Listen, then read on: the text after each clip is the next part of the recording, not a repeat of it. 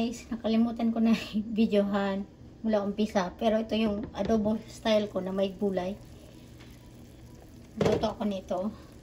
So, ang gagawin ko siya guys, hati-hatiin ko sa palamigin. Hati-hatiin ko siya. Tapos ilagay sa freezer.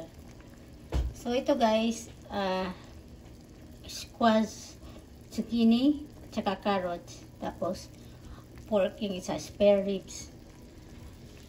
So, adobo style. Then, kumuha ako sa garden ng atsal. Ito. Fresh. So, ilalagay ko sa dito.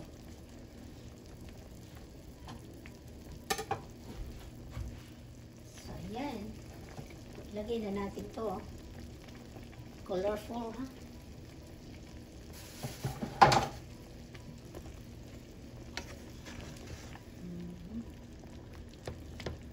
Diba? So, siguro mahati ko to ng 3 kainan o 4. Ayan.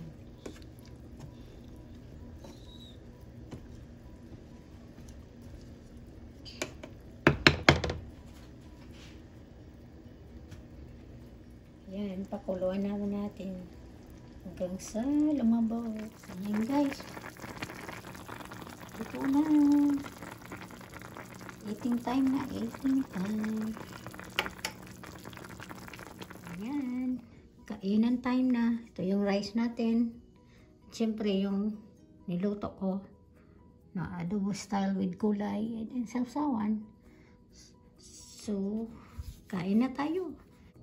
So guys, tapos na ako kumain. So, ito pa yung tira. So, ilalagay ko siya dito. Kung so bawat kain isang ganito lang, ako lang naman kakain tapos sabaw, gulay. So tingnan natin hanggang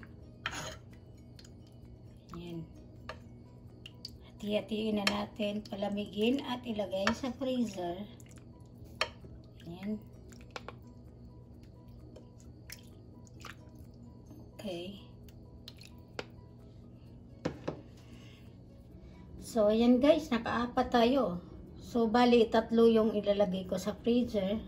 Kasi kakainin ko ngayong gabi yung isa. So, katipid ako ng 3 dinner. O, diba? So, ayan.